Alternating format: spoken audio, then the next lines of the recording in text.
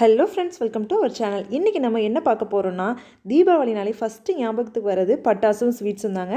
இன்றைக்கி நம்ம தீபாவளி ஸ்பெஷலாக எல்லாருக்கும் ரொம்ப பிடிச்ச அதிரசம் தாங்க செய்ய போகிறோம். வாங்க எப்படி செய்கிறதுன்னு பார்க்கலாம். ஃபஸ்ட்டு அதிரசத்துக்கு அரிசி ஊற வச்சுக்கலாங்க. அதுக்காக மாவு பச்சரிசின்னு கடைகளில் கேட்டாலே கிடைக்கும். அது ஒரு 1.25 டம்ளர் அளவுக்கு எடுத்துருக்குறேங்க. நீங்கள் இந்த அரிசி இல்லைனா நார்மல் பச்சரிசியில் கூட செய்யலாங்க, நல்லா தான் இருக்கும். மாவு பச்சரிசியில் செய்யும்போது இன்னும் கொஞ்சம் அதிரசம் நல்லா வருங்க, அதுக்காக தான்.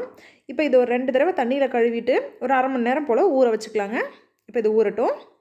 அரிசி ஊற வச்சு ஒரு அரை மணி நேரம் போல் ஆகிடுச்சுங்க. இப்போ இதில் இருக்கிற தண்ணியை சுத்தமாக எடுத்துட்டேன். அடுத்து ஒரு ஈரம் இல்லாத துணியில் இந்த ஊற வச்ச அரிசியை இந்த மாதிரி கொட்டிக்கலாங்க. எல்லா அரிசியும் கொட்டினதுக்கப்புறமா கையாலேயே இந்த மாதிரி பண்ணி விடுங்க. அப்போ தான் அரிசி சீக்கிரம் ட்ரை ஆகும். அதுக்காக அரிசியை ரொம்ப ட்ரை பண்ணிடக்கூடாதுங்க, அதிரசம் சரியாக வராது.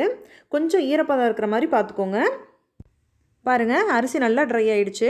அரிசியை கையில் இப்படி பிடிச்சு பார்க்கும்போது கொஞ்சம் ஈரப்பதம் இருக்கிற மாதிரி ஒட்டி வருங்க. அதுதான் கரெக்டான பதம். இப்போ இதை மிக்சியில் அரைச்சி எடுத்துக்கலாங்க.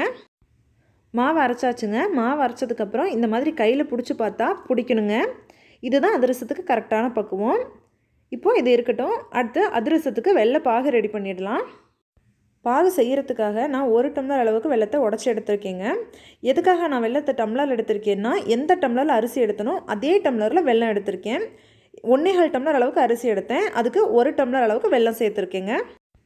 1 டம்ளர் வெல்லத்துக்கு அரை டம்ளருக்கும் கொஞ்சம் கம்மியான அளவுக்கு தாங்க நான் தண்ணி எடுத்திருக்கேன். ஆல்ரெடி நான் தண்ணி சேர்த்துட்டேன், அளவுக்காக உங்கள்கிட்ட திரும்ப காட்டினேங்க. இப்போ இதை எடுத்து அடுப்பில் வச்சிடலாம். அடுப்பு ஆன் பண்ணியாச்சுங்க. வெல்லம் நல்லா கரையணும். நல்லா கரைஞ்சதுக்கப்புறம் ஃபஸ்ட்டு வெல்லத்தை வடிகட்டிட்டு அப்புறம் தான் பாகு காய்ச்சணும். ஏன்னா வெல்லத்தில் சின்ன சின்ன தூசு இருக்குங்க. இப்போது இது நல்லா கரைஞ்சிருச்சு. இதை வேறு ஒரு அகலமான பாத்திரத்தில் வடிகட்டிடலாம். கொஞ்சம் அகலமான பாத்திரமாக இருந்ததுன்னா தான் பாகு காய்ச்சினதுக்கப்புறம் மாவு கொட்டி கிளறதுக்கு நல்லா வசதியாக இருக்குங்க. இப்போ இதே பாத்திரத்தில் பாகு காய்ச்சிடலாம். பாருங்கள், வெல்லத்தில் எவ்வளோ தூசு இருக்குன்னு.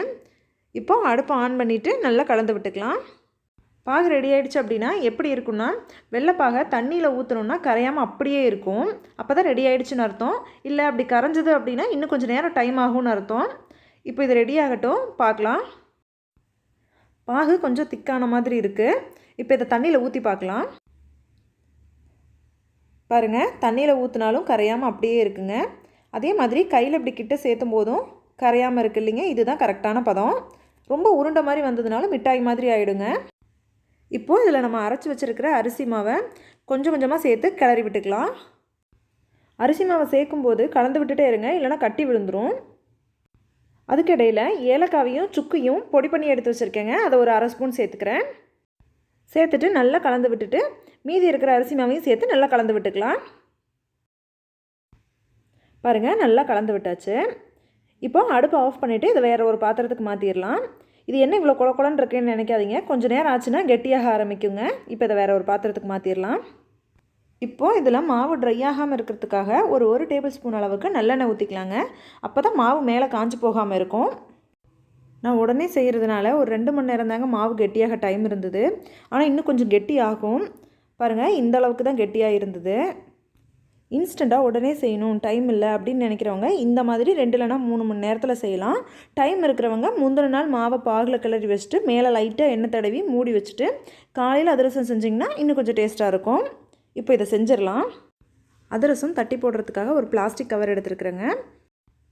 இப்போ இதில் பிசைஞ்சு வச்சுருக்கிற மாவை மீடியம் சைஸில் ஒரு உருண்டை பிடிச்சி இதில் வச்சு தட்டிக்கலாங்க. அதிரசத்தை ரொம்ப தட்டையாக தட்டிடக்கூடாதுங்க. இது பார்க்குறதுக்கு அப்படி தெரியுது, நான் ரொம்ப திக்காக தான் போட்டேன். ஒரு 1/4 இன்ச் அளவுக்காவது திக்னஸ் இருக்குங்க. இப்போ இதில் இந்த மாதிரி ஓட்டை போட்டுக்கலாம். இதே மாதிரி எல்லா மாவையும் தட்டி எடுத்துக்கலாங்க. இப்போது இதை போட்டு எடுக்கிறதுக்காக வானலில் எண்ணெயை சூடு பண்ணிக்கலாம். எண்ணெயை ரொம்ப சூடு பண்ணிடக்கூடாதுங்க, மீடியம் ஹீட்டில் இருந்தாலே போதும்.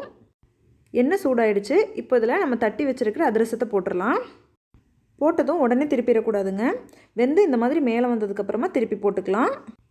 திருப்பி போட்டுட்டு அந்த சைடும் நல்லா கலர் வர வரைக்கும் விட்டுருங்க. பாருங்கள், அதிரசம் நல்லா வெந்து கலர் வந்துருச்சு. இப்போ இதை இந்த மாதிரி கரண்டியில் எடுத்து 2 கரண்டியும் வச்சு அழுத்தி அதில் இருக்கிற எண்ணெயை புழிஞ்சிட்டு எடுத்துக்கோங்க, இல்லைனா ரொம்ப எண்ணெய் குடிச்சிருக்கும். பாருங்கள், சூப்பரான அதிரசம் ரெடி ஆகிடுச்சு. இதே மாதிரி எல்லாத்தையும் போட்டு எடுத்துக்கலாம். இந்த அதிரசம் ஓட்டை போடாமல் போட்டால் எப்படி இருக்குன்னு போட்டு பார்த்துங்க, ரொம்ப நல்லா தான் வந்தது. இதே மாதிரி இப்போ எல்லாத்தையும் போட்டு எடுத்துடலாங்க. அவ்வளோதாங்க, தீபாவளி ஸ்பெஷல் அதிரசம் சூப்பராக ரெடி ஆகிடுச்சு. ரொம்ப சாஃப்டாக, சாப்பிட்றதுக்கு ரொம்ப டேஸ்ட்டாக இருக்குங்க. இந்த தீபாவளிக்கு இந்த மாதிரி அதிரசம் செஞ்சு பாருங்கள். செஞ்சு பார்த்துட்டு எப்படி இருந்துச்சுன்னு கமெண்ட்ஸில் சொல்லுங்கள். தேங்க்யூ.